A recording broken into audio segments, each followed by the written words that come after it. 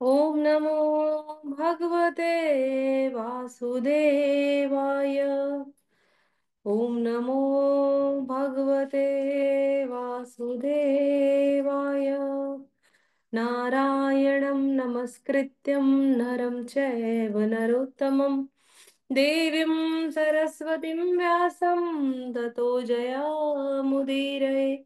नष्टप्रायेषु अभद्रेषु नित्यं भागवत सेवया भगवती उत्तम श्लोके भक्तिर्भवती नैष्ठिकी। कृष्णाय वासुदेवाय देवकी नंदनाय च नन्दगोपकुमाराय गोविन्दाय नमो नमः। ॐ अज्ञानतिमिरन्धस्य ज्ञानञ्जनशलाकया चक्षुरुन्मिलितं येन तस्मै श्रीगुर्वे नमः। श्रीचैतन्यमनोभीष्टं स्थापितं येन भूतले स्वयं रूपं कदा मह्यं ददाति स्वपदान्तिकं।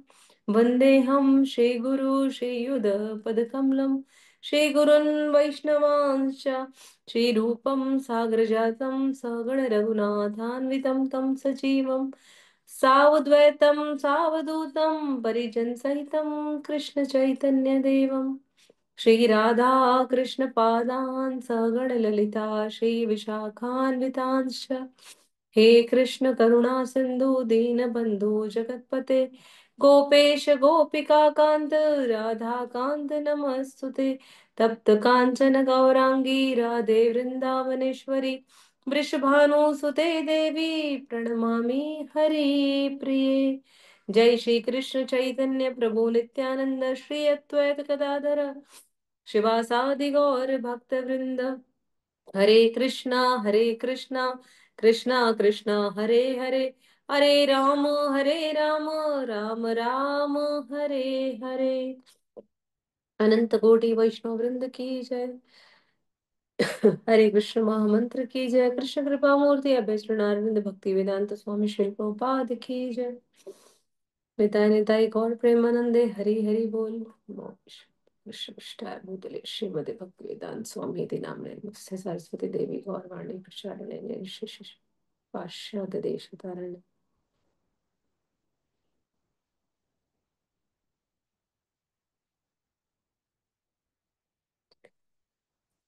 हरे कृष्णा। हरे कृष्ण माता जी। माता जी, कल आप निमित्तानी और विपरीतानी का बता रही थी, एक बार निमित्तानी का और कर देंगे, बता देंगे। हम्म। निमित्तानी और विपरीतानी। विपरीतानी हमारे जीवन में यानी अपोजिट। जैसे दिन है रात है, सुख है दुख है, जैसे अच्छा है बुरा है, सारी चीजें हैं, वैसे ही प्रभुपाद कहते हैं ये जो विपरीतानी शब्द है ये बहुत महत्वपूर्ण है इस अध्याय में, इस श्लोक के लिए। क्यों?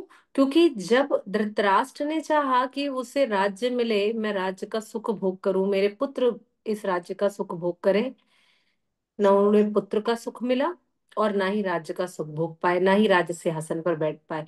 लेकिन युधिष्ठिर महाराज बिल्कुल नहीं चाहते थे कि उन्हें ऐसा कुछ चाहिए, वो तो हर हाल में खुश थे।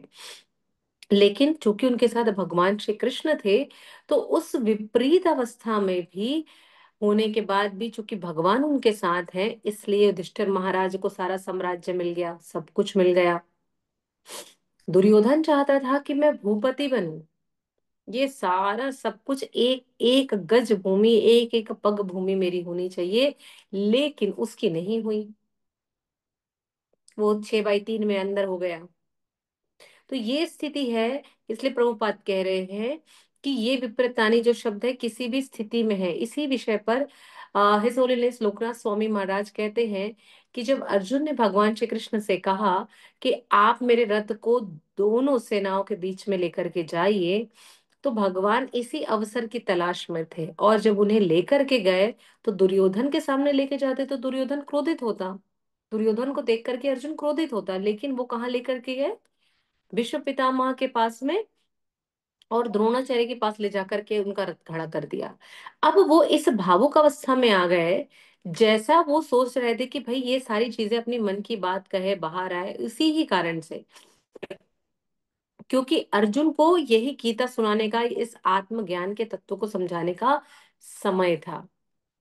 तो अर्जुन ने जो सोचा, भगवान ने ठीक उसके विपरीत किया, और क्या कहा अर्जुन से कि भाई हम बता रहे हैं, आप बताएंगे कि आपको करना क्या है।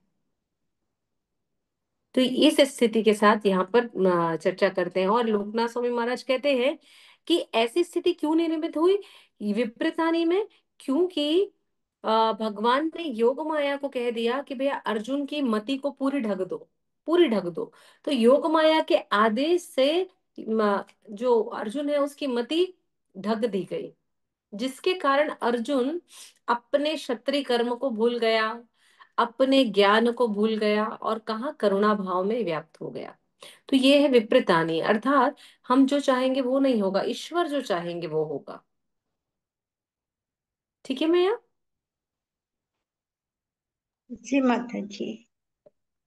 पहले अध्याय को लेकर के किसी का कोई संशय है, किसी को कुछ पूछना है?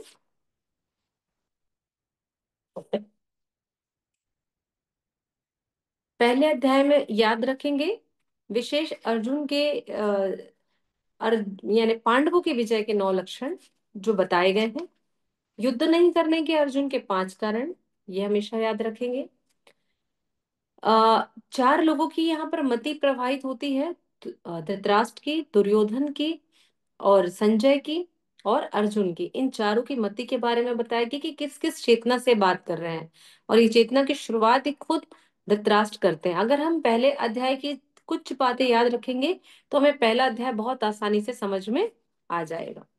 अब जहाँ पहला अध्याय विराम हुआ है, आज वहां से हम दूसरे अध्याय की शुरुआत कर रहे हैं। दूसरा अध्याय, दूसरा सबसे बड़ा अध्याय है इस श्रीमद् भगवत गीता का। अब ये जो अध्याय सबसे बड़ा है, लेकिन बहुत महत्वपूर्ण है, क्योंकि पूरे अध्यायों का सार भी यहाँ पर है। तो जहां पर इस अध्याय को छोड़ा था संजय ने, वहीं से संजय शुरुआत कर रहे हैं। संजय ने यहाँ पर इस अध्याय को विराम दिया था। संजय उवाच एव मुक्ता अर्जुन संख्ये रथोपस्थ उपाविशत् विसज्य स शरं चापम शोक स विग्रम मानस। संजय ने धृतराष्ट्र को ये बताया कि अर्जुन ने ये सारी बातें कहकर अपना गांडीव नीचे रख दिया है और सर पकड़कर रथ पर बैठ गया है। अब यहीं से वापस संजय शुरुआत कर रहे हैं अगले अध्याय में, जिसका नाम है सांख्य योग। यानी पहले अध्याय का क्या नाम था? विषाद।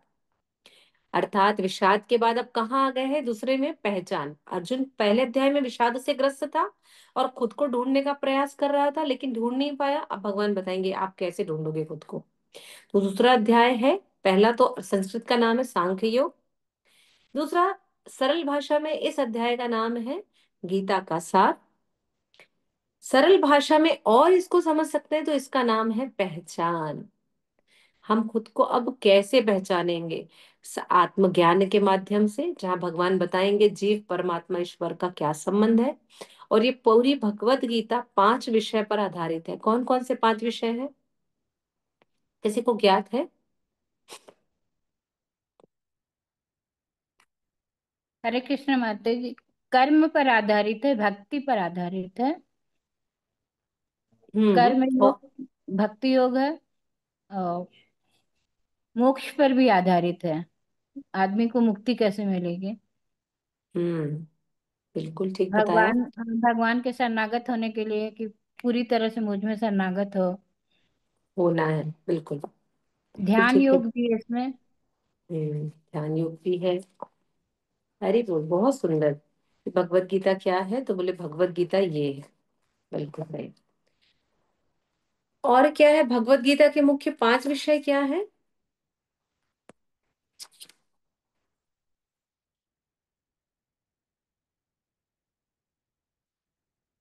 हाँ? हरे कृष्ण माता जी, दंडवत प्रणाम। प्राकृतिक के 3 गुण के बारे में हमें इस पे पता चलता है। कर्मयोग, ध्यान योग, फिर उस मतलब कर्मयोग, ध्यान योग, भक्ति योग और पुरुष चेतना के बारे में हमें पता चलती है। इस टाइप का बहुत सारा कुछ। हम्म, ठीक, माता जी ने भी बिल्कुल ठीक बताया, रासमी मैया ने। कोई और कुछ कहना चाहेगा इस विषय में? नहीं? ठीक है। भगवत गीता के मूल 5 विषय जो हैं, जो हमारी नूतन माता जी ने और रासमी मैया ने बताए हैं, बिल्कुल सही बताए हैं। बस इसको हम क्रम में करते हैं, है ना? कि इसके मूल 5 विषय हैं। ईश्वर, सबसे पहले है ईश्वर। फिर आता है जीव। तीसरे नंबर पर है प्रकृति। चौथे नंबर पर है काल, यानी समय। हम्म और 5वें नंबर पर है कर्म। पूरी भगवत गीता का सार इन्हीं 5 विषय पर आधारित है। आप हम जब भी किसी अध्याय पर चर्चा करेंगे, तो यही 4 5 चीजें हमारे सामने हमेशा आएंगे। यही प्रकृति के तीनों गुण, यही प्रकृति के तीनों ताप, यही प्रकृति के यानी तीनों तीनों लोग, उन्हीं पर चर्चा होगी और उन्हीं पर बात होगी। काल की बात करेंगे तो यहाँ बताएंगे भाई ये सारे कालों में एक महाकाल कौन है। तो फिर बताएंगे कि कालों का काल कौन है। तो कालों के काल में भी कौन काल है, ये इसके बारे में चर्चा होगी। ईश्वर कौन है, हम ईश्वर को कैसे जान सकते हैं, कैसे समझ सकते हैं, इस पर चर्चा होगी। जीव कौन है, उसके बारे में यहाँ बताया जाएगा कि जीव कौन है। तो हम सबके घर में पंखा है ना? सबके घर में पंखा है। तो पंखे में 3 पत्तियां लगी हुई हैं, 3 ब्लेड लगी हुई है, लेकिन तीनों एक दूसरे से जुड़े हैं क्या? नहीं। जुड़ जाएंगे तो हवा ना बंद, पंखा काम करना बंद हो सकता है। हमने ले दे करके चालू भी कर दिया, कोई प्रेशर लगाकर चालू भी कर दिया, तो हमें कुछ उससे होना है क्या? कुछ नहीं मिलने वाला है। लेकिन जो बीच में है, जो जिसे बाइंडर कहते हैं, जिसकी वजह से पंखा चलता है हमारा, वो कौन है? वही ईश्वर है। और ये आजू बाजू में जो है ना, माता पिता और वो जीव है, यानी जिन्होंने हमें जन्म दिया है वो है, और एक ब्लेड जो है वो हम है। लेकिन ये तीनों जीव एक दूसरे से आपस में जुड़े हैं क्या? बिल्कुल नहीं। लेकिन किससे जुड़े हैं तीनों? ईश्वर से जुड़े हैं। अगर ये ईश्वर को हम समझ जाएं कि ईश्वर ने हमें किस निमित्त में भेजा है, निमित्तानी, क्या निमित्त है, यानी हमें अपने कर्म को, अपने कर्तव्य से पीछे नहीं हटना है, कर्तव्य को करते हुए चलना है। तो जब भी घर में पंखा देखे तो देखे बीच में कृष्ण हमको देख रहे हैं, वही हमको हवा दे रहे हैं। अब हवा कम और ज्यादा लेना अपनी मर्जी है, कि हम ज्यादा स्पीड से भक्ति करना चाहते हैं कि कम स्पीड से भक्ति करना चाहते हैं, क्या फ्लो रहेगा हमारे जीवन में कृष्ण का।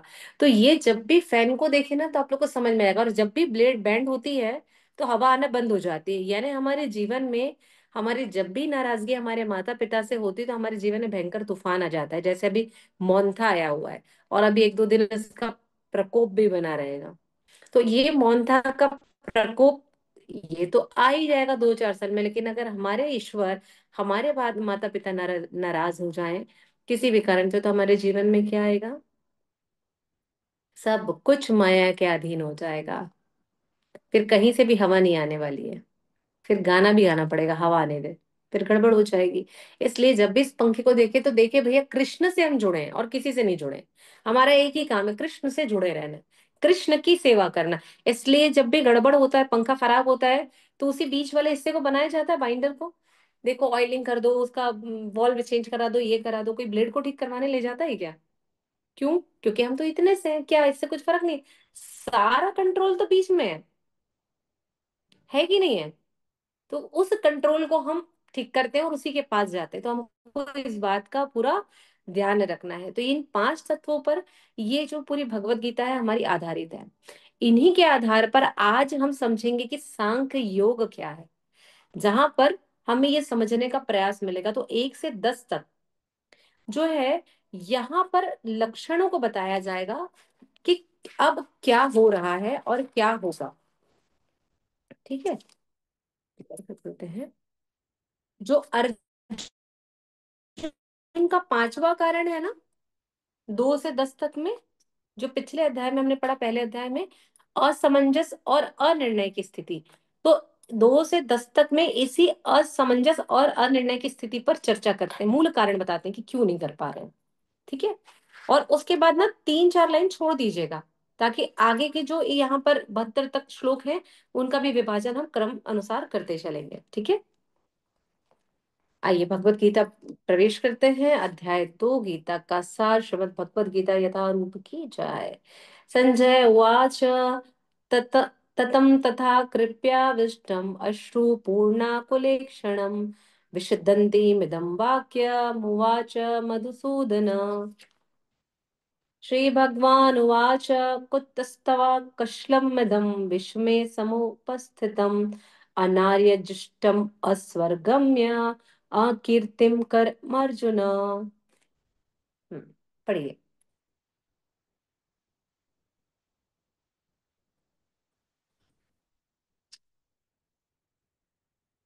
कौन पढ़ रहे हैं? मैं पढ़ू माता जी? हाँ जी भैया, पढ़िए पढ़िए, सब पढ़िए। हर- हरे कृष्णा। कैवल्यमास्मागम पार्थ नैतत्त्वमियुपद्यते क्षुद्रं हृदय द्रवल्यं तत्त्वविस्तर परन्तपम्। हरि हरे बोल, कृष्ण। हरि बोल, जय जय। यस प्रीति माता जी। हाँ जी। हरे कृष्ण माता जी, दंडवत प्रणाम। माता जी आगे का 4 से कंटिन्यू करना है ना? हाँ जी। जी। अर्जुन उवाच कथं भीष्ममहं संख्ये द्रोणां च मधुसूदन इषुभिः प्रतियोत्स्यामि पूजार्हा वरिसूदना।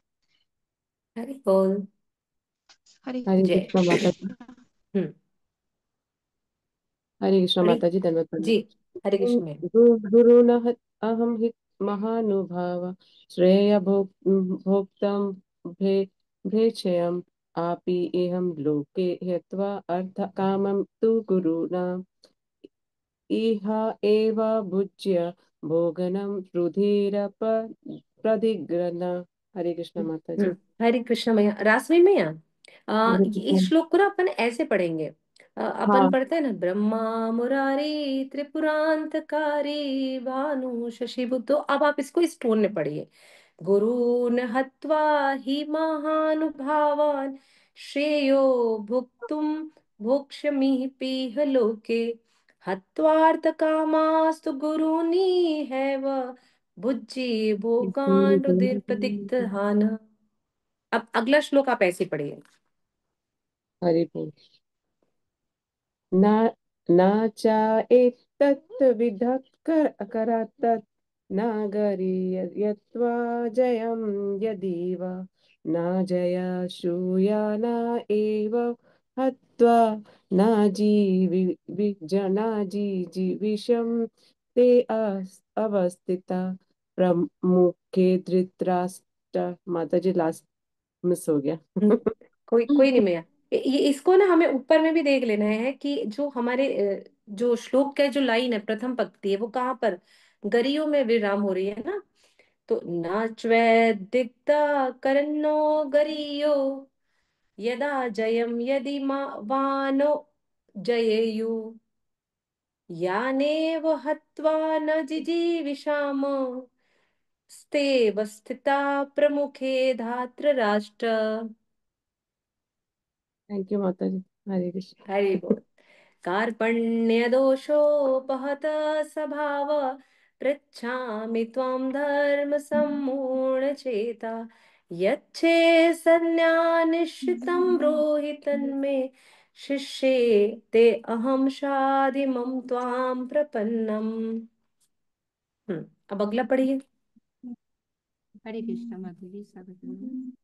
न हि प्रपश्यामि मामापमुद्यात् यच्छोकमोक्षोषणमिन्द्रियाण्यनाम् आवाप्य भूमावसपन् आवाप्य भूमावशपत्नवृद्धं राज्यं सुरारामपि चाधिपत्यम्। हरि बोल। हरे कृष्ण। यस, पढ़िए विनी माता जी। हरे कृष्ण माता जी, नमः प्रणाम। संजय उवाच एवमुक्त्वा हृषीकेशं गुडाकेशः हरि बोल, परा। हरि बोल, हरि बोल। आप फिर से अपने वाले लाइन बढ़िए। हे संजय उवाच एवं मुक्ता ऋषिकेशम गुणाकेश भारत। इस इस उसमें पढ़िए। हाँ। एव मुक्त्वा ऋषिकेशं गुडाकेश परन्तपः न योत्सस्य इति गोविन्दमुक्त्वा तूष्णीं बभुवः। हरि बोल, हरि बोल। कोई नहीं, कोई नहीं, थोड़ा सा अब बहुत अच्छा चल रहा है। जी, अगला पढ़िए। कौन है यहाँ? पढ़िए। कमल लता माता जी हैं तो हमारी दिव्यलोचन प्रभु जी, अश्विता माता जी। हरि बोल। ज्योति माता जी आ गई है समय की असुविधा में, फिर भी जय जय। सुधीर प्रभु का शायद माता जी, स्वास्थ्य खराब है। मैं पढ़ रही बुक खोल कर जी। माता हम्म। जी, ठीक है, तब तक दिव्यलोचन प्रभु जी पढ़िए। हरे कृष्ण माता जी तुम्हें प्रणाम। हरि बोल। तमुवाचिषिकेशः प्रसीज भारत प्रहसन्निव भारत सेनेरुभयोर्मध्ये विषिदन्तिमिदं वचः। हरि बोल हरे जय। कृष्ण माता अगला जी। भी पढ़िए। पढ़िए, अगला पढ़िए।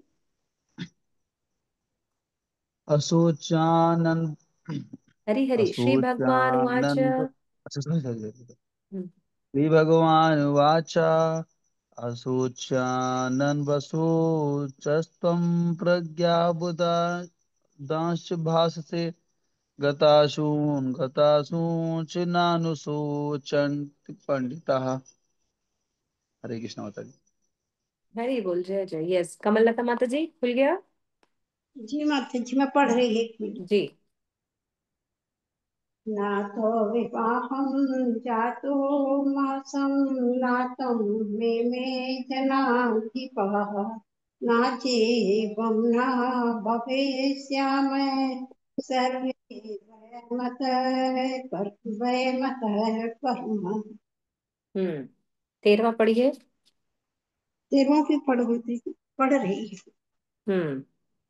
देहनो स्मिता देहनो मिशता देहे कौमार्यो बंजरा तथा देहांतर देहांतरधीरस्तद ना देहांतर देहांतर निधि स्तता नाम वहति। माता जी माफ करना, थोड़ा चश्मा नहीं लगाई ना, इसलिए गड़बड़ हो रहा है। कोई बात नहीं मैया, कोई बात नहीं। जी, अगला पढ़िए। कौन पढ़ेंगे? आज हमारी रीना माता जी नहीं आई हूँ। हम्म। नूतन मैया पढ़िए। 14 नंबर। हरे कृष्ण माता जी। मात्रा स्पर्शात् कौन्तेय शीतो शीत उष्ण सुख दुःखद आगम अपानि अनित्यातानं तितिक्ष्व भारत। हरे कृष्ण। हरि बोल, हरि बोल। हम्म। और कौन पढ़ेंगे? यहाँ पर है कोई जो पढ़ना चाहते हैं? उर्मिला माता जी, स्वयं प्रभा माता जी बिजी रहती है, वंदना माता जी नहीं। चलिए, कृष्णा मैया आप पढ़िए। हरे कृष्ण माता जी। यम ही न व्यथयन्त्येत पुरुष पुरुषं पुरुषर्षभ शम दुःख सुखम धीरम सोमृत त्वायाय कल्पते। हम्म। आगे भी पढ़ो माता जी। पढ़िए हरे 16। कृष्ण माता जी, न मैं पढ़ रही सतो विद्यते भावो न भावो विद्यते शतः उभये उभयोरपि दुष्टो त्वनयोस्त्वतत्त्वदर्शिभिः। हरि बोल। हमें ना 2 लाइन के श्लोक को पढ़ने के लिए एक अलग टोन है, और 4 लाइन के श्लोक को पढ़ने के लिए अलग टोन है। तो 4 लाइन के जो श्लोक है ना, उसको आप लोग ऐसे याद करिए। हम सभी जब भी घर पर यज्ञ होता है तो हम पढ़ते हैं ना, ब्रह्मा मुरारी त्रिपुरांतकारी भानु शशि। तो आप लोग इस राग में इसे याद करिए, तो 4 लाइन के जो श्लोक है वो आपको आसानी से याद होंगे। और जो 2 लाइन के जो श्लोक है उसे कैसे याद करना है? सबसे पहला श्लोक सबको भगवत गीता का याद रहता है। धृतराष्ट्र उवाच धर्म क्षेत्रे कुरुक्षेत्रे समवेतायुयुत्सवा। तो आप लोग कोई भी श्लोक पढ़ने के समय ना, हम भूल जाते हैं तो घबराहट होती है, तो कैसे याद पढ़ना है? ना सतो विद्यो भावो न भावो, अभी तो गड़बड़ हो गया, तो पहले से मैं इसको ब्रेक कर लूंगी। तो धर्म क्षेत्रे कुरुक्षेत्रे तो नास्तो विद्यते भावो ना भावो विद्यते सता। लाइन क्लियर हुई?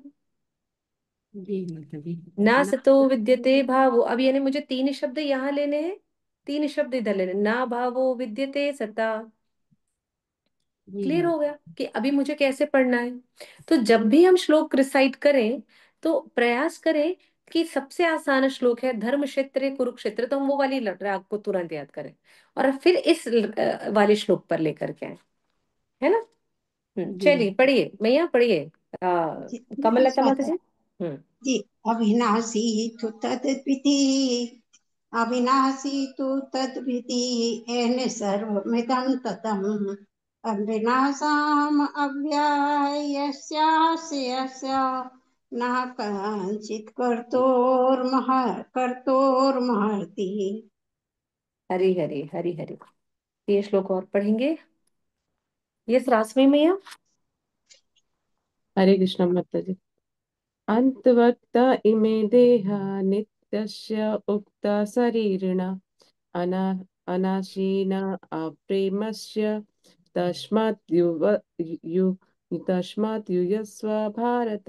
हरे कृष्ण माता जी। हरी बोल, जय जय, बहुत सुंदर।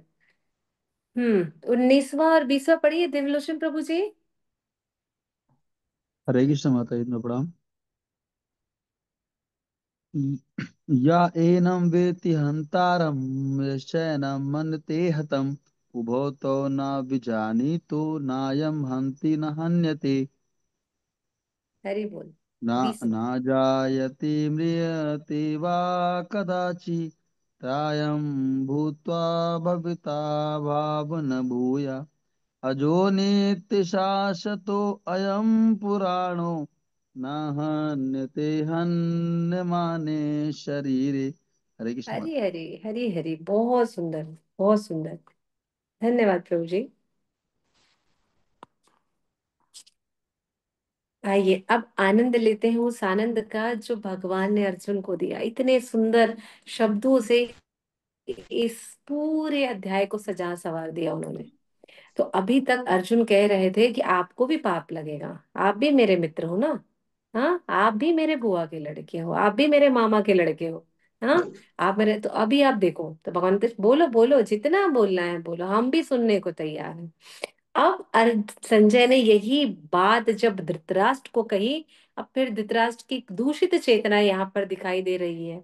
जब संजय ने कहा कि अर्जुन बैठ गए हैं, तो धृतराष्ट्र क्या सोच रहे हैं पता है?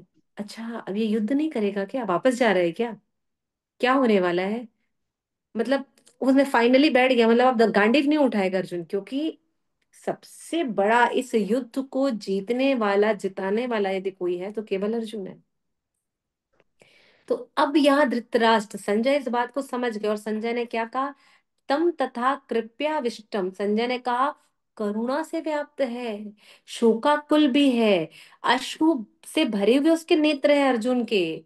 और ये सब कुछ देख कर मधुसूदन कृष्ण ने ये कहा है। क्या कह रहे हैं? तो अगले श्लोक में जो कहा है वो बता रहे हैं अब, कि भगवान कह रहे हैं कुतस्तवा कशलम मिदम, अरे भैया ये क्या कह दिया है। और यहाँ पर जब इस बात को कह रहे हैं तो कहते हैं कि ये जो संजय ने, ये जो धृतराष्ट्र की एक झूठी आशा है ना, उसको चकनाचूर कर रहे हैं। कैसे चकनाचूर कर रहे हैं? कुतस्तवा कशलम मिदम विस्मय समुपस्थितम। अच्छा, यहाँ पर जो बात बता रहे हैं बार बार कि भैया अभी क्या होगा, तो अर्जुन तुम किस तरीके की बातें कर रहे हो? कुतस्तवा कशलम मिदम, कैसी बातें कर रहे हो? हाँ, क्यों कर रहे हो? क्या ये सही टाइम है तुम्हारा ऐसी बात करने के लिए? देखिए एक जो अच्छे मित्र होते हैं ना, वे कैसी बात करते हैं। अच्छा, तो तुम ऐसी बात करोगे, ये टाइम है ये बात करने का कि अभी मुझको युद्ध नहीं करना है, मुझे दुख हो रहा है, मेरी परंपरा नष्ट हो रही है, मेरे परिवार दूषित हो रहा है, ये टाइम है बात करने का? एक तो समझ लो तुम, क्या तुमको मैं सारथी दिखता हूँ? भगवान बता रहे, बोल रहे हैं अर्जुन को, हमारे आचार्य तरीका करते हैं इस पर।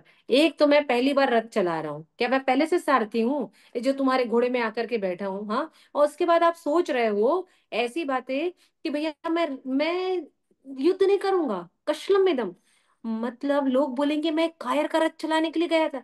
हे भगवान, भगवान खुद बोल रहे हैं, हे भगवान अभी मैं क्या करूं। सोचिए भगवान किस तरीके से अर्जुन से बात कर रहे हैं, और विचार प्रस्तुत करते हैं हमारे आचार्य टीकाओं के माध्यम से, कि भगवान ऐसा विचार कर रहे थे, भैया ऐसा काम मत करो जिससे लोग मेरा मजाक उड़ाएं। लोग बोलेंगे कायर का रथ चला रहा था। अर्जुन थोड़ा विचार करो।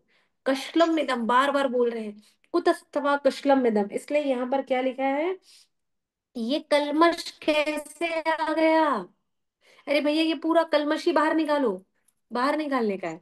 और कहते हैं कि जो जीवन के मूल्य को जानता है उससे उच्च लोक की नहीं अपितु अपयश की प्राप्ति होती है। नीचे क्या बोल रहे हैं, अकीर्तिम कर अर्जुना, अर्जुन तुम्हारे साथ साथ मुझे भी अकीर्ति मिलेगी, अपयश मिलेगा। अरे मैं कायर का रथ चला रहा था, एक तो तुम्हारा मित्र हूँ, और तुम्हारे मामा का लड़का हूँ, फिर तुम्हारा बचपन से दोस्त हूँ, और पता नहीं कब से ही हम लोग दोस्त बने हुए हैं। अब तुम बोलते हो मैं युद्ध नहीं करूंगा, बड़ा गड़बड़ हो गया। जब ये बात कहते हैं तो यहाँ पर वेद व्यास जी चर्चा करते हुए कहते हैं, और जिस पर हमारे प्रभुपाद विशेष तौर पर टीका टिप्पणी कर रहे हैं, हमको टीका के माध्यम से सुना रहे हैं कि वेद व्यास जी ने क्यों लिखा है।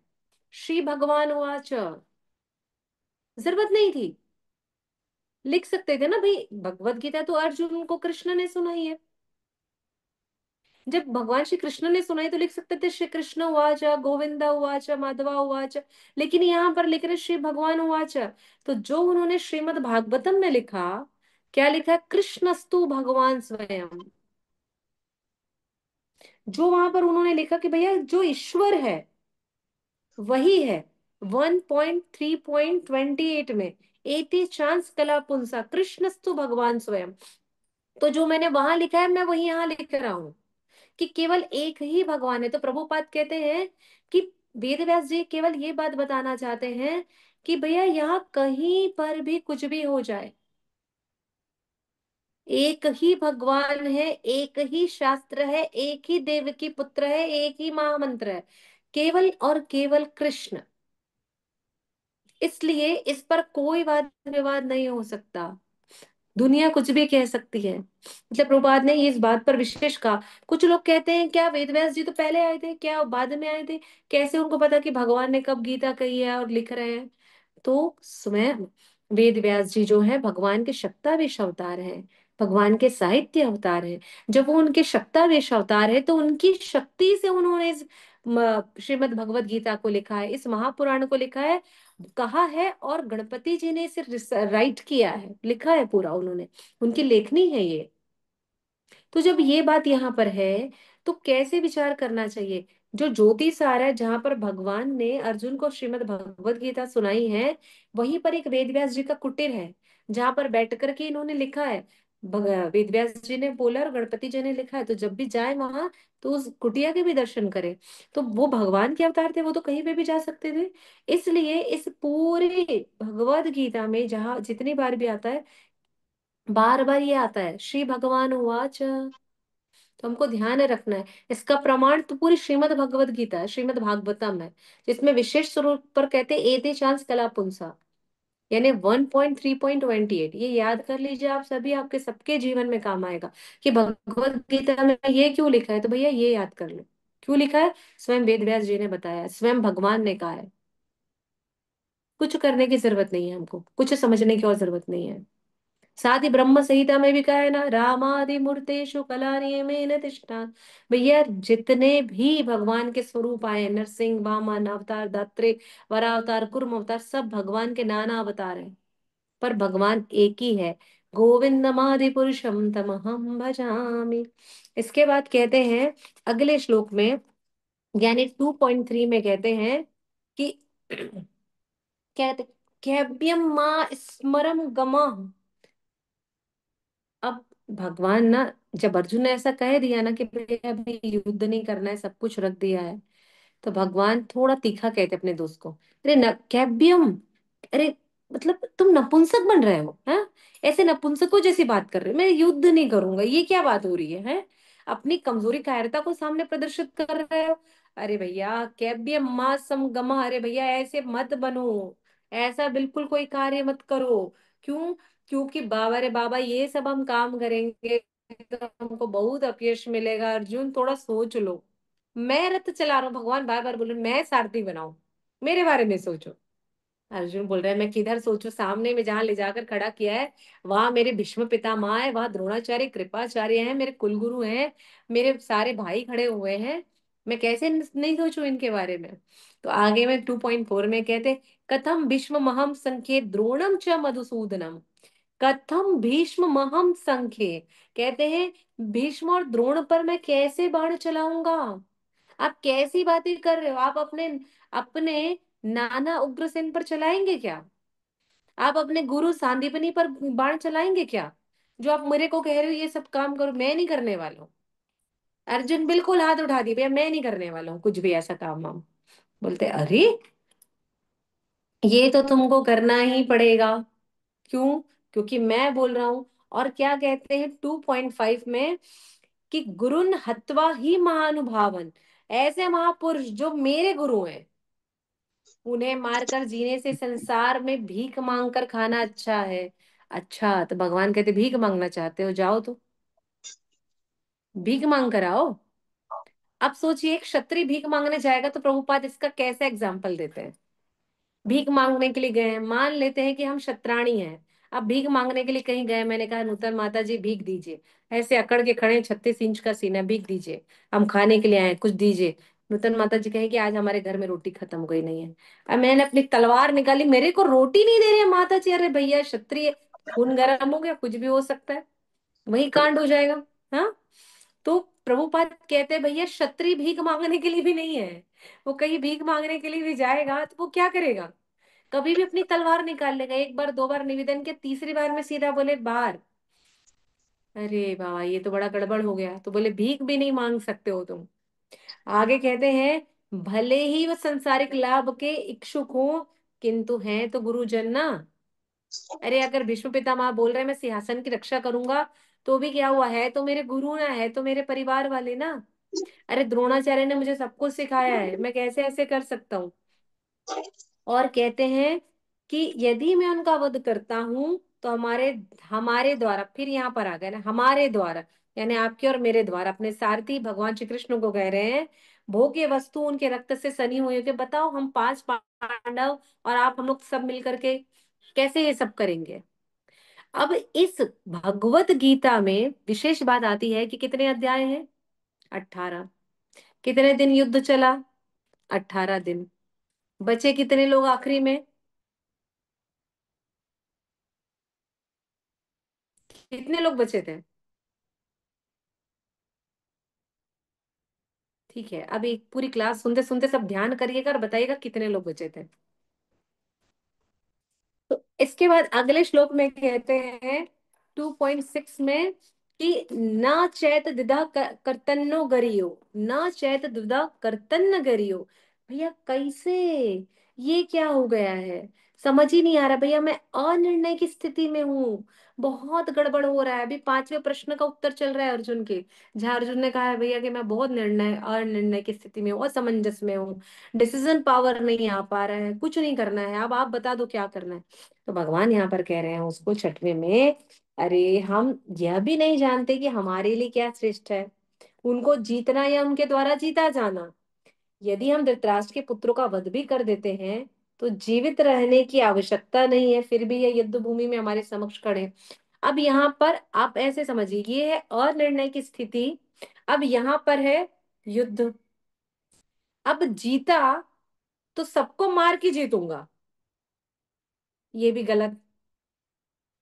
जीता, युद्ध करता हूं और जीतता हूं तो सबको मारकर जीतूंगा, और हार गया तो भी इनके सामने अपने प्राण त्यागने पड़ेंगे। दोनों स्थिति मेरे लिए सही नहीं है। अर्जुन कैसे दुविधापूर्ण है, पहला अन अदुविधापूर्ण क्यों है, दुविधापूर्ण क्यों है? भैया युद्ध कर रहा हूँ, जीत गया तो सबको मारूंगा, भीष्म पितामह, द्रोणाचार्य, कृपाचार्य, दुर्योधन, विकर्ण, सब सब जाएंगे, मेरे भी साइड से लोग कुछ जाएंगे। और अगर हार जाता हूं इनसे मैं, तो भी ये लोग मुझे मार देंगे। तो क्या करूं? तो मैं युद्ध नहीं लड़ता। अब फिर बोल रहे हैं इससे अच्छा तो मैं युद्ध ही नहीं करता, इससे अच्छा तो भीख मांग के खा लूंगा। अच्छा, तो भगवान बोलते हैं अब अभी तुम भीख मांगने जाओगे? तुम्हारे दिमाग में चल रहा है जो भीख मांग लेंगे, ये भोग से, ये जो सारी संपत्ति है ये भोग रक्त से सनी हुई होगी, अच्छा ऐसा है ना? ठीक है, बोल लो अर्जुन, बोल लो, अभी भी तो आपकी पारी है, बोलो। अब लाइफ चेंज, जब ये बात हो रही है कि मैं करूँ तो करूँ क्या, नहीं करूँ तो करूँ क्या, आ जाता है 2:7 नंबर 2.7, इस अध्याय का सबसे महत्वपूर्ण श्लोक, हम सबके जीवन का महत्वपूर्ण श्लोक, कि यदि किसी को जीवन में कुछ सीखना है, कुछ जानना है, भागवतम भगवत गीता पुराण को समझना है, तो क्या होगा?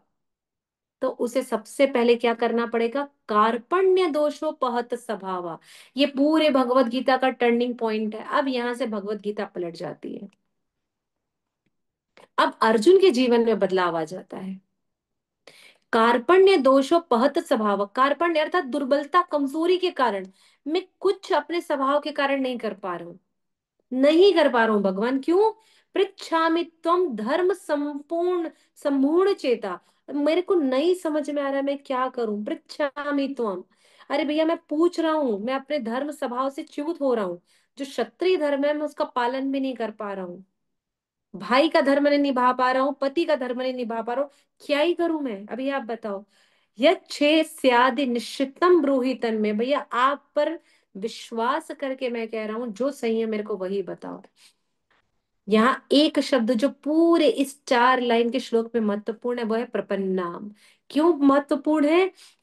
अब मैं शरणागत हो रहा हूं आपके, शिष्य ते हम शादी मम त्वाम प्रपन्नाम, भैया मैं आपको गुरु स्वीकार कर रहा हूं और आपका शिष्य बन रहा हूं, मैं शरणागत हूँ, मुझ पर कृपा करिए। तो भगवान मुस्कुरा रहे हैं। अच्छा, भगवान ना कहीं ऐसे नहीं हंसते, हा हा हा हा हा, ही, ही, भगवान ऐसे नहीं हंसते, भगवान सिर्फ मुस्कुराते हैं, एकदम मीठी सी मधुर, तेरी मंद मंद मुस्कनिया पे बलिहार श्यामा जी।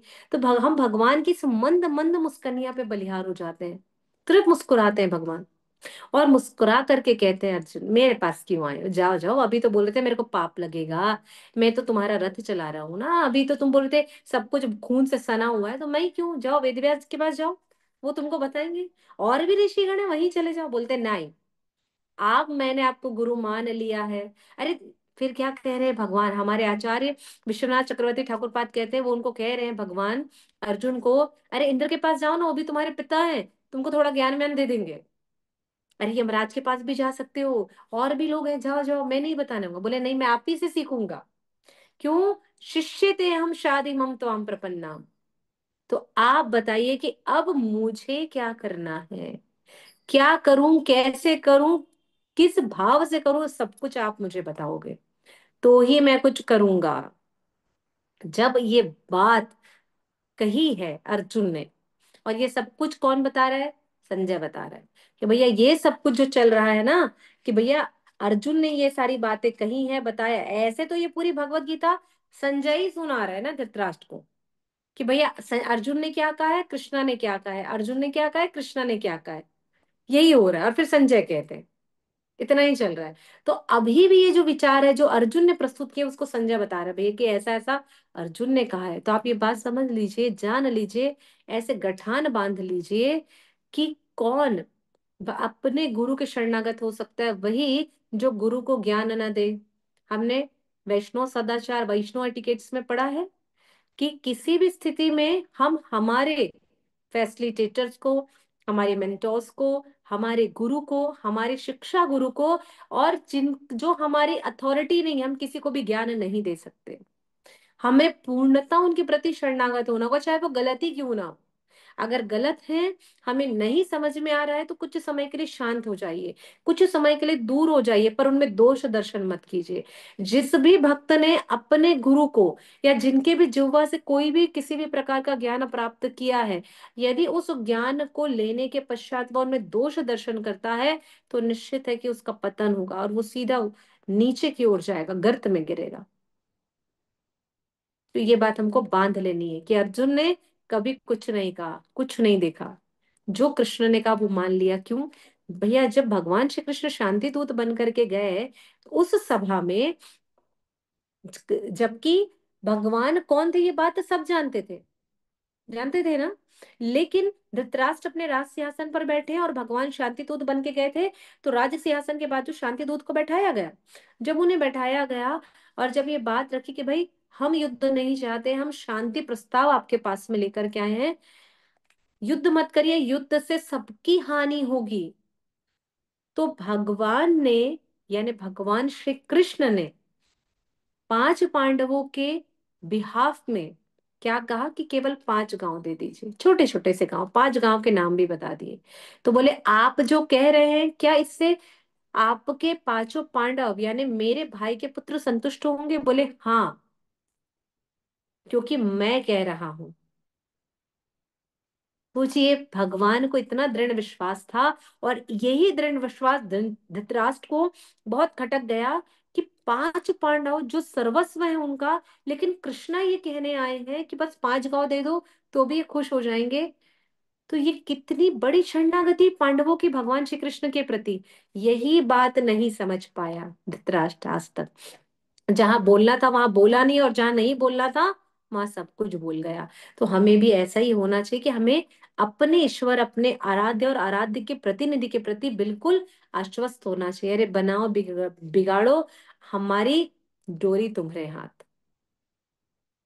बस इतना ही करना है ना। इसके बाद में जब 2.9 में अर्जुन ने ये बातें कह दी हैं कि भैया अभी मुझे कुछ समझ में नहीं आ रहा है, अब मैं कैसे शोक को दूर करूं, तो संजय बता रहे हैं कि क्या कहा है अर्जुन ने। एवं मुक्त ऋषिकेशम गुणाकेश परम तपा। अभी बता रहे गुणाकेश अर्जुन, और क्या कह रहे हैं? परम तपा शत्रु परम तप। अरे भैया, तुमने सब कुछ हासिल कर लिया है, तुम्हारे पास सब कुछ है, ऐसा कोई चीज नहीं जो तुम्हारे पास में नहीं है। तो अर्जुन ने कृष्ण से कहा है मैं युद्ध नहीं भी कर पाऊंगा, तो अब क्या करूं, और बिल्कुल शांत हो गया अर्जुन। कौन परम तप? जिसने अनेकों शत्रुओं का दमन किया है, कोई भी ऐसा नहीं था जो अर्जुन से परास्त ना हुआ हो। परम तप। तो ऐसे परम तपह के पास वो कह रहा है, परम तपा है अर्जुन, और ये बातें कह रहा है, तो ये शोभनी नहीं थी उसके लिए। और यहाँ ये जो बात कही है, त्वं मुचा हरिकेश प्रसन्नीव भारता सेन रुभ्यो भयो मध्ये विशदन्ति मिदम वचा। और मुस्कुराते हुए क्या कहते हैं, हे भरतवंशी धृतराष्ट्र। उस समय दोनों सेनाओं के मध्य शोकमग्न अर्जुन से कृष्ण ने मानो हंसते हुए ये बात कहे, हे भरतवंशी। भरत अभी तो राजा भरत के वंशज है ना धृतराष्ट्र, और ये भी उन्हीं का भरतवंशी। अब यहाँ टोंट कर रहे हैं, देखिए भगवान भी, मतलब गुरु कभी हमसे कुछ तीखे वचन भी कह देना, तो हमें समझ जाना चाहिए हम पर असीमित अहेतु की कृपा हो रही, कुछ तो विशेष बात है जो ये बात उन्होंने कही है। और क्या कहा भगवान ने? हंसते मुस्कुराते हुए कहा कि उस समय दोनों सेनाओं के मध्य शोक मग्न अर्जुन से कृष्ण ने कहा है, क्या कहा है? तो अगले में कहते हैं कि तुमको क्या शोभा नहीं देता।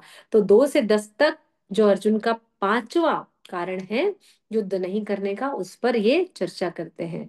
अब यहां से 11 से भगवान अपने गुरु की भूमिका में आ जाते हैं। अभी तक तो मित्र मित्र खेल रहे थे, दोस्तों दोस्त चल रहा था, अरे चड्डी बड्डी यार है, हम लंगोटी यार है, कोई टेंशन नहीं है, चलेगा, तुम मुझे बोलो मैं तुम्हें बोलूं, हम दोनों अपनी आप बीती सुनाते रहेंगे।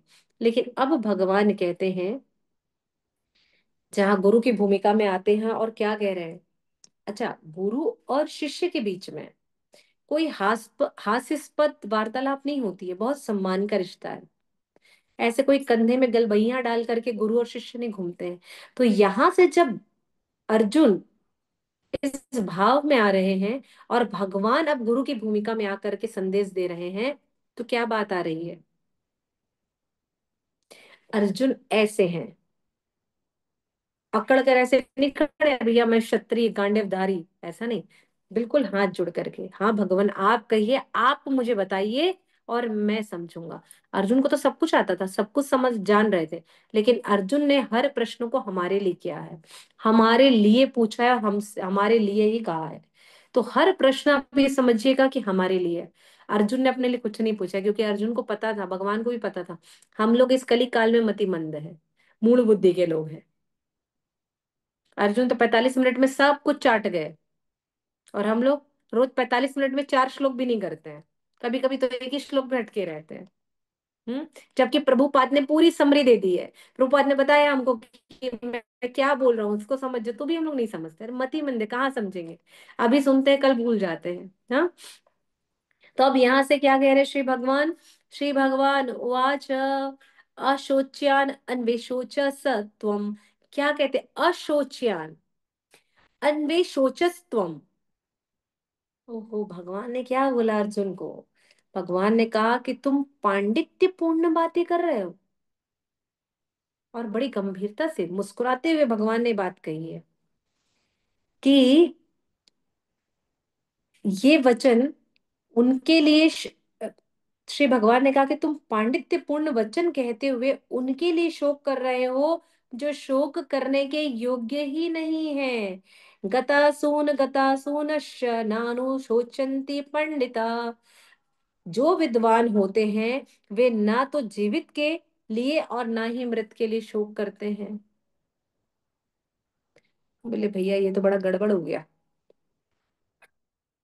जीवित के लिए भी शोक नहीं करूं और मरने वालों के लिए भी शोक नहीं करूं, तो फिर क्या करेंगे? बोले करने का ही नहीं है। तो कहते हैं कि क्या विद्वान लोग ऐसा करते हैं जो तुम कह रहे हो?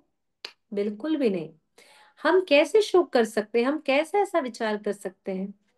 तो कह रहे हैं अर्जुन को कठोर से कठोर शब्द क्या कहा है कि तुम इस विलाप से बाहर आ जाओ, इस शोक से बाहर आ जाओ अर्जुन, बाहर आओ। पंडितों को ये शोभा नहीं देता, क्योंकि जो तुमने बात कही है वो बहुत धर्म शास्त्र से संबंधित है, और अब मैं जो तुमसे कह रहा हूं ना वो ज्ञान शास्त्र है।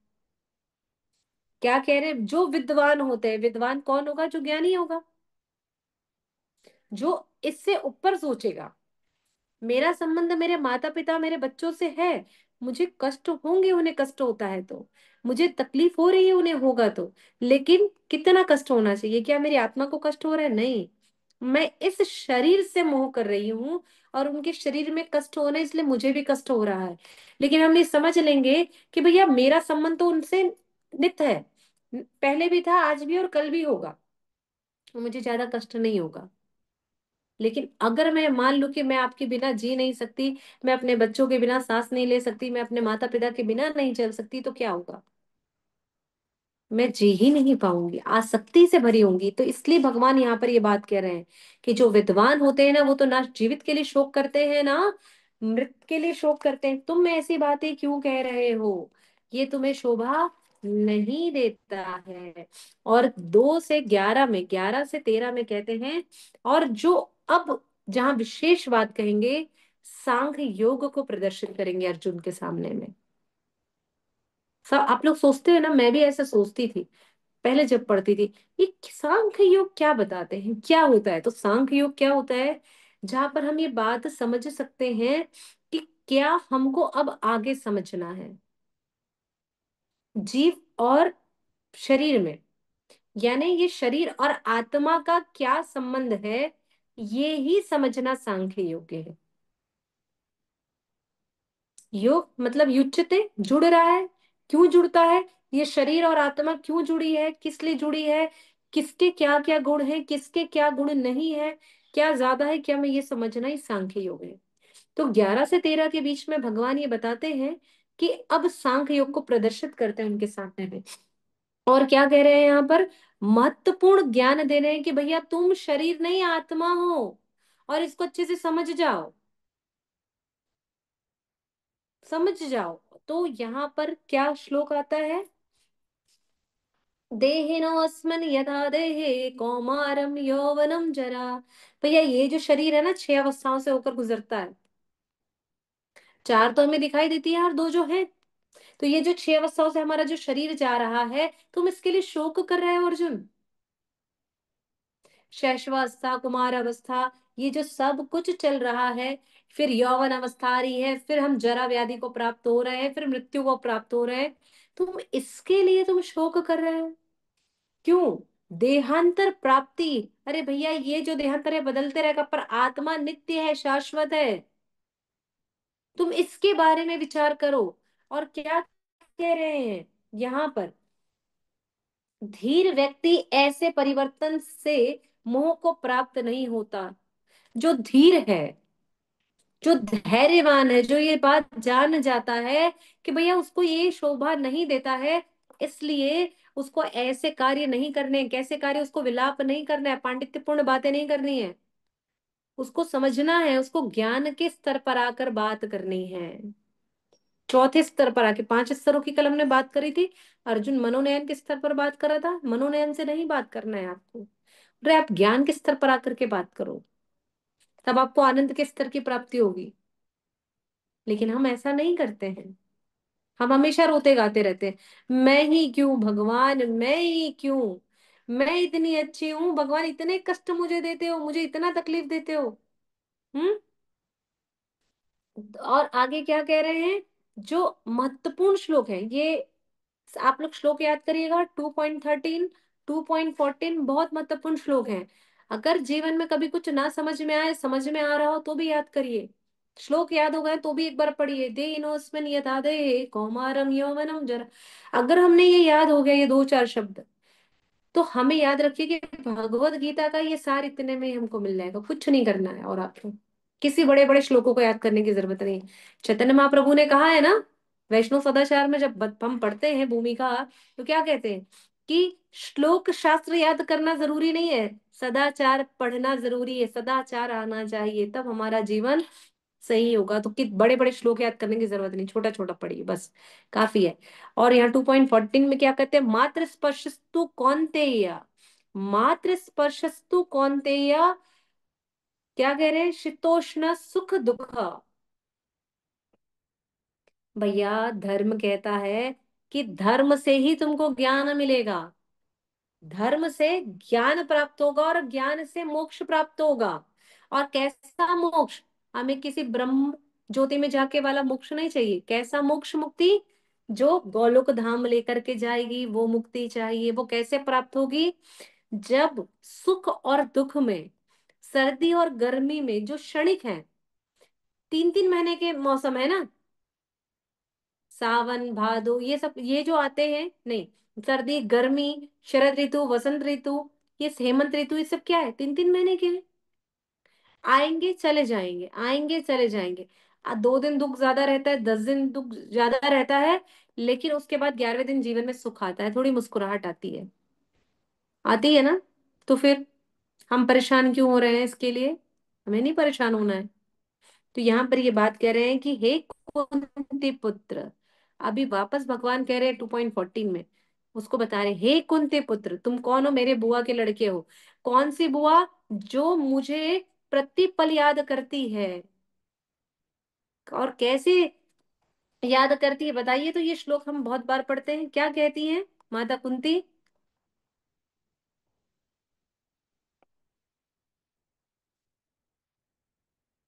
ये कुंती स्तुति में का माता जी ना। जो हाँ पहला बटे श्लोक। कुंती माता।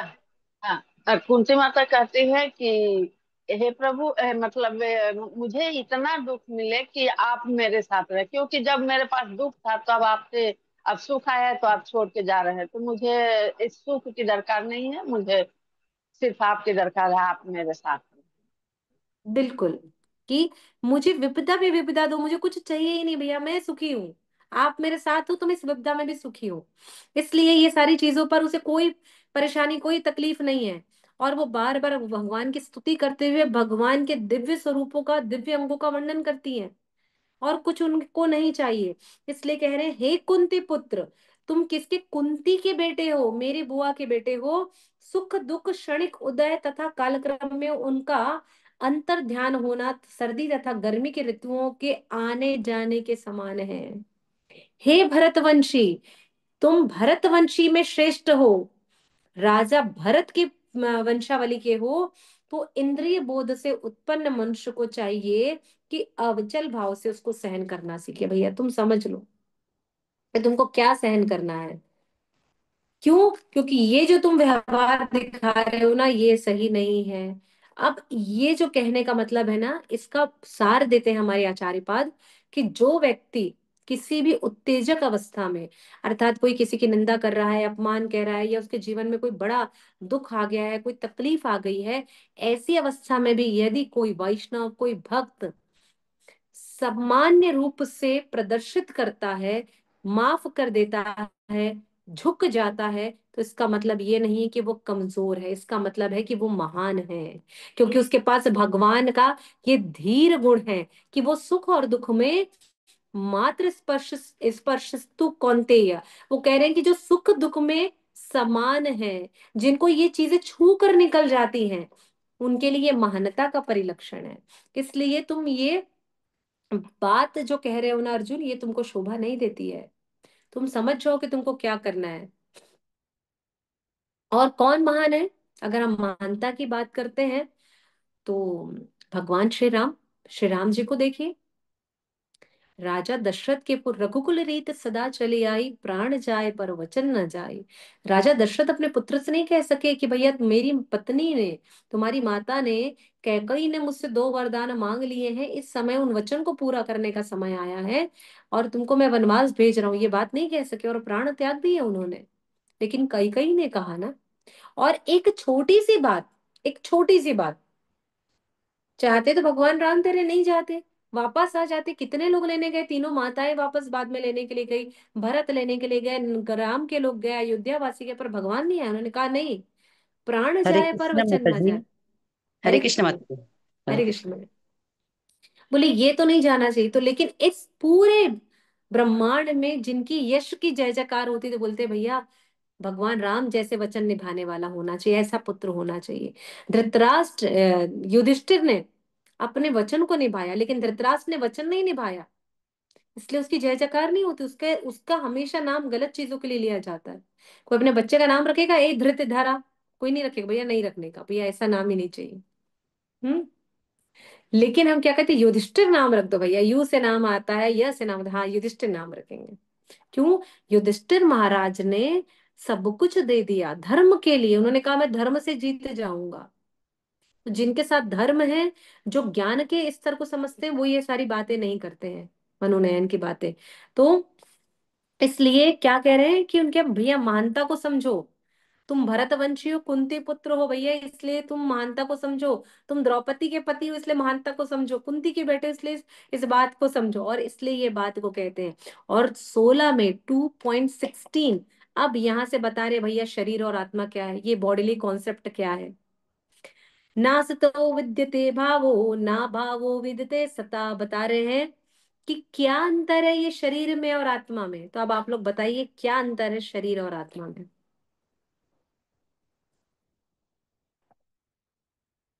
बताइए बताइए। हरे कृष्ण भैया। हम्म। शरीर शरीर नाशवान है और आत्मा अविनाशी है। हरि शरीर। बोल। जय जय। यस, एक और किसने हाथ उठाया था? ज्योति माता जी हैं शायद। ज्योति जी, हाँ माँ ज्योति, यस मैया। हरे अरे कृष्ण मुखारविंद में दर्शन कराओ मैया। हम्म। हरे कृष्ण में बोलिए। मैया आत्मा को ना हम जला सकते हैं ना सुखा सकते हैं, ना ही उसको हम काट सकते हैं। तो ये है मैया, आत्मा कभी मरता नहीं, हमेशा अमर रहता है। जैसे कपड़े बदलते हैं उसी तरह आत्मा भी शरीर बदलती हरि बोल, हरि हरि।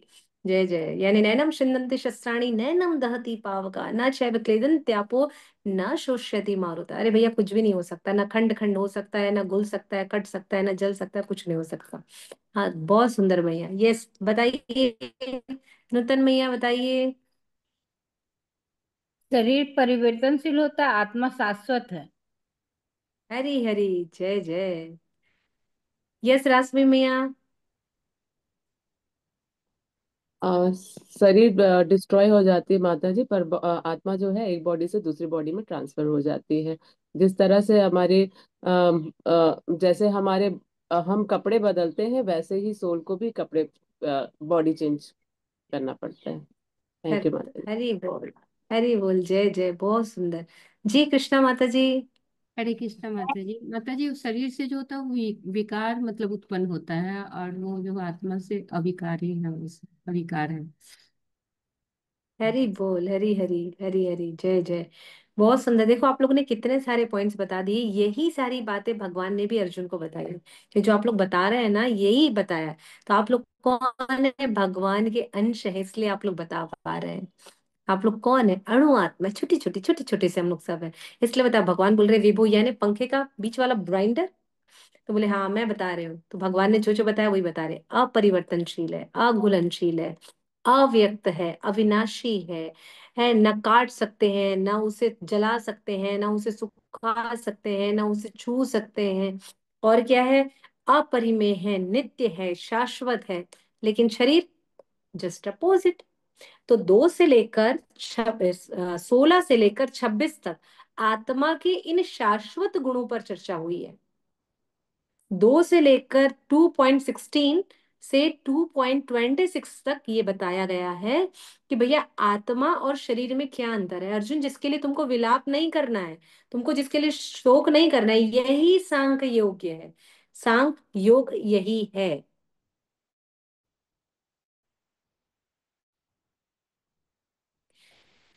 16 से 26 तक ये 10 श्लोक जो हैं, ये यही कह रहे हैं। और क्या कहते हैं? देखिए, तत्वदर्शी कौन है? प्रभुपाद कहते हैं कि कुछ समझो ना समझो, आत्मज्ञान आत्म तत्व को समझ जाइए, आपको सब समझ में आ जाएगा। तो ये जो तत्व को जानने वाले हैं, वो क्या बता रहे हैं? असत यानी भौतिक शरीर, कोई चीज स्थायित्व नहीं है, किंतु सत यानी आत्मा अपरिवर्तित होती रहती है। यानी भगवान भी यही कह रहे हैं, अर्जुन तुम जिनके लिए शोक कर रहे हो ना, ये शोक करना तुम्हारे लिए सही नहीं है। ये जितने भी राजा महाराजा, सैनिक, रथी, महारथी, ये सब कोई है, ये कल भी थे, आज भी हैं और कल भी होंगे। मैं कल भी था, तुम मेरे साथ कल भी थे, आज भी और कल भी होगे। हमारा कल, हमारा आज, तो हम लोग हमेशा साथ होंगे। बिल्कुल चिंता की कोई बात नहीं है। और क्या कह रहे हैं आगे? ये जो सारे शरीर में व्याप्त है ना, जिसे तुम अविनाशी समझते हो, वो अव्यय आत्मा को नष्ट करने का कोई भी सामर्थ्य नहीं है। यानी वो अव्यय आत्मा है, उसे नष्ट किया ही नहीं जा सकता है। फिर आगे क्या कहते हैं कि ये जो आत्मा है ना, ये अप्रमेय है, शाश्वत जीव के भौतिक शरीर का अंत अवश्य संभावी है। हे भरतवंशी, अब खड़े हो जाओ और युद्ध करो। समझ जाओ कि अपरिमेय है। 2.18, 19 में क्या कह रहे हैं? ए या एव वेंती हंताराम, यौन यन एव, क्षमा चाहूंगी, या एन वेंती हंतराम, क्या कह रहे हैं? इस जीवात्मा को मारने वाला समझता है, तथा जो इसे मरा हुआ समझता है। क्या बोल रहे हैं? हंति न हन्यते। वो क्या करता है? दोनों ही अज्ञानी है, क्योंकि ना तो आत्मा मरती है, ना किसी के द्वारा मारी जाती है। न हन्यते हन्यमाने शरीरे, इसके बाद कह रहे हैं 20 में, न हन्यते न हन्यमाने शरीरे। क्या कह रहे हैं? कि अजन्मा, नित्य, शाश्वत तथा पुरातन है, और शरीर के मारे जाने पर वह मारा भी नहीं जाता है। अगर कोई मुझे मार भी दिया, पर मेरी आत्मा को कोई नहीं मार सकता। वो नित्य है, शाश्वत है। और आगे क्या कह रहे हैं? कि जो व्यक्ति आत्मा अविनाशी, अजन्मा, शाश्वत, अव्यय है, भला कोई कैसे किसी को मार सकता है या मरवा सकता है? ये भी नहीं हो सकता है। आगे कहते हैं, जो महत्वपूर्ण श्लोक है 22, वासांसी जीर्णानि यथा विहाय। भैया ये शरीर बदलेगा, वासांसी जीर्णानि, समझ लो आप, कपड़े बदलते हैं, हम दिन में 2 बार नहाते, कपड़े बदलते हैं, शरीर को ढकते हैं, सुंदर बनाते, बस ऐसा ही है।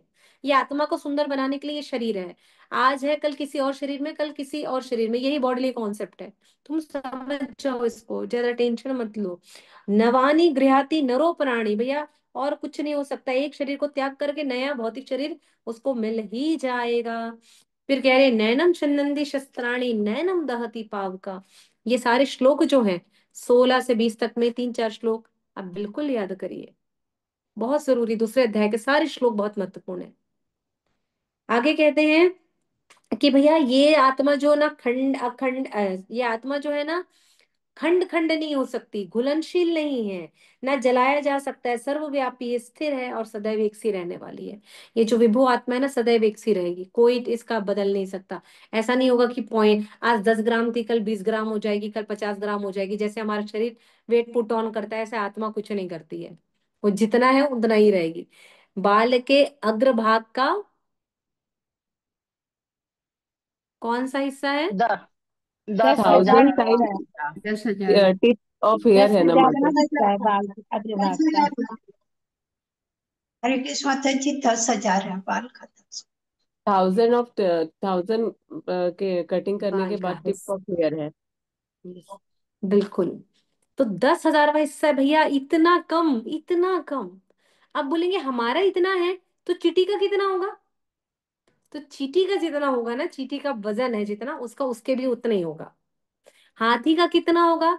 तो हाथी का भी हाथी के वजन के बराबर का होगा, उसके बाल का। ऐसा नहीं होगा कि भैया हम 70 किलो है, हाथी तो कई टन का है, तो उसका कितना होगा? नहीं, उसका उसके वजन के बराबर का होगा। तो इतना ही वजन है हमारा। यस, प्रीति माता जी कुछ कह रही हैं? हरे कृष्णा माता जी, दंडवत प्रणाम। माता जी, आत्मा तो अणु गुड। है ना? आत्मा तो विभू अणु तो है। जी। नहीं नहीं नहीं, विभू तो भगवान है। जी वही आप आत्मा को विभू बोल रहे थे, तो मैं अच्छा, उसी को थोड़ा। थैंक यू मैया, हो मेरे से गलती हो गई होगी। तो आत्मा कौन है? आत्मा तो अणु आत्मा है, इतनी सी है, जी इतनी माता सी। जी। और भगवान इतने बड़े हैं। थैंक यू प्रीति मैया। हरे कृष्णा माता जी। हरे कृष्णा।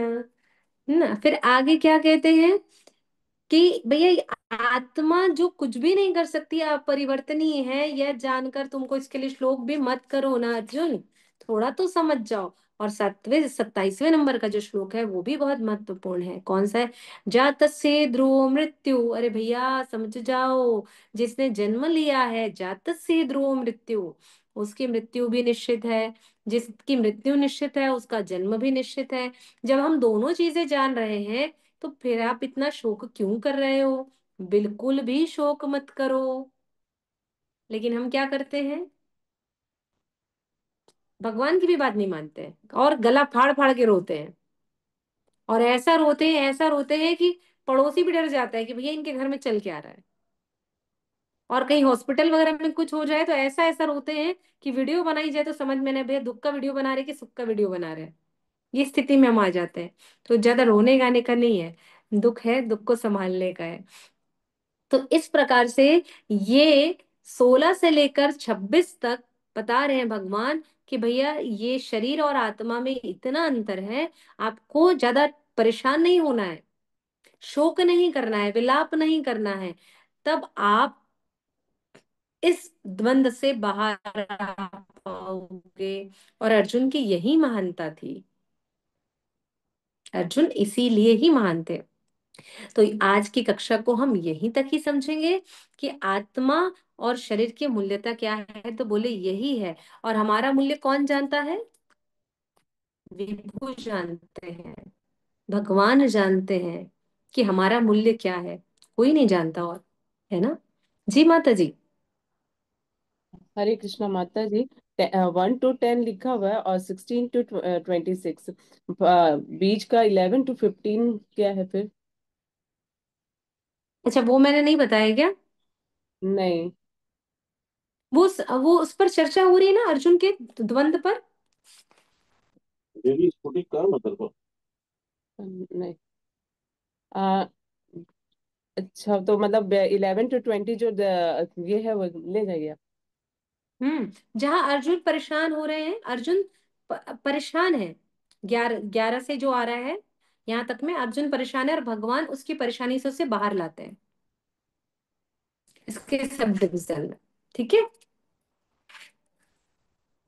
थैंक यू माता जी। हम्म। तो ये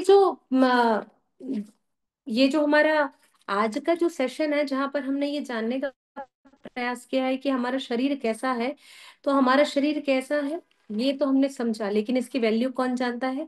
जिसने हमें जन्म दिया है, वो परमात्मा जानते हैं कि जीवात्मा का भाव क्या है। इसको समझने के लिए बड़ी एक सुंदर सी एक स्टोरी है जिसे कहकर हम इस कक्षा को विराम करेंगे। कि एक जापानीज लड़का था और उसके माता पिता किसान है। तो वो जो बच्चा था ना, किसान परिवार में जन्म लिया, खेत पर जाकर बैठता था। खेत के मेड़ के किनारे में छोटा सा पत्थर था। पत्थर सामान्य होता है खेत में, यहाँ पर जाकर के लोग थक जाते हैं तो थोड़ा रेस्ट करते हैं। और उसके पिता कुछ समय से देख रहे थे कि ये जो मेरा बेटा है ना, वो बड़ा आशाहीन हो गया है, बड़ी उदासी है उसके चेहरे पर, कुछ इच्छा नहीं करता, कुछ विचार नहीं करता है। तो ऐसा होपलेस हो गया, आशाहीन हो गया, निराश ही हो गया है। तो क्या करना चाहिए? तो बोले इसे मैं ज्ञान दे के समझाऊंगा कि तुम उदास मत हो, ये मत करो, तो ये समझ नहीं पाएगा। तो इसको समझाने के लिए इसे कुछ अनुभव देना पड़ेगा। फिर वो एक दिन अपने बेटे को बुलाते और बोलते हैं कि बेटा, मैं देख पा रहा हूं कि तुम कुछ दिनों से कुछ परेशान हो। लेकिन कोई बात नहीं है, जीवन में उतार चढ़ाव आते हैं, चलते रहता है। एक काम करो, मैंने देखा है कि तुम जिस पत्थर पर इस खेत के किनारे में जाकर बैठते हो ना, ये पत्थर बड़ा पसंद है तुम्हें, बड़ा प्रिय है। तो एक काम करो, ये पत्थर को उठाना और कल मार्केट लेकर के चले जाना। और वहां ले जा करके कोई तुमसे पूछे कि इसका मूल्य कितना है, तो सिर्फ तुम उसे 2 फिंगर्स दिखाना और कुछ नहीं कहना, और बेचना भी नहीं। ऐसा ही करता है, पिता की बात मान लेता है और वो पत्थर को ले जा करके मार्केट में आता है। देखता है थोड़े समय के बाद में लोगों की आवाजाही है, सब उस पत्थर को देखते चले जाते हैं। उसी समय एक महिला जो धनाढ्य परिवार की थी, वो आती है, उस पत्थर को देखकर बड़ा खुश होती है और उस बालक के पास आकर के पूछती है कि क्या तुम इसे बेचना चाहोगे? उसने कहा हाँ। तो क्या मूल्य दोगे? तो उस बालक ने कहा, बोली मैं इसलिए इस पत्थर को लेकर जाना चाहती हूँ, मैंने बड़ा सुंदर सा एक गार्डन बनाया है और बड़ी सुंदर उसमें एक झील बनाई है, उसके किनारे इसको ले जा करके रखूंगी तो ये बहुत सुंदर दिखाई देगा, जहां पर आ करके कुछ पक्षी, डक बैठेंगे। तो बोले मैं इसका, तुम जब क्या मूल्य दोगे? तो जब बालक ऐसे उंगली दिखाता तो बोलते ओ $20, ठीक है, तो मैं तुमको $20 देने को तैयार हूँ। बोलता है कि ठीक है, लेकिन मैं आपको ये पत्थर कल दूंगा, आप कल आइएगा। और वो तुरंत पत्थर उठाता है और दौड़ते हुए घर जाता है अपने बाबा के पास और जाकर के बोलता है, बाबा आपको पता है आज इस पत्थर का $20 मिल रहा है, $20। बोलते हैं अच्छा ऐसी बात है ना? बोले ठीक है, कोई बात नहीं है, अभी बेचना नहीं है, कल एक काम करना, तुम इसको म्यूजियम के पास लेकर के जाना और म्यूजियम के पास ले जा करके इस पत्थर को लेकर के बैठ जाना। और जब वो म्यूजियम के पास जाता है, उस पत्थर को ले जा करके रखता है, तो बहुत सारे लोग आते जाते हैं करते। तो म्यूजियम का जो मालिक रहता है, जैसे ही उस पत्थर को देखता है तो बड़ा वो एकदम विस्मय में आ जाता है, बड़ा खूबसूरत पत्थर। और उस बालक से कहता है कि ये पत्थर, तुम अंदर आओ, इसे लेकर क्या, ये तो बहुत बहुत यूनिक पत्थर है, मेरे म्यूजियम में बहुत ऐसी अनेकों अनोखी अनोखी चीज है, तो तुम मुझे क्या ये पत्थर बेच सकते हो? तो बोले हाँ, क्या मूल्य है इसका? तो वो फिर से 2 फिंगर्स दिखाते हैं ऐसे। तो बोले ठीक है, $2000 मैं तुमको देने को तैयार हूँ।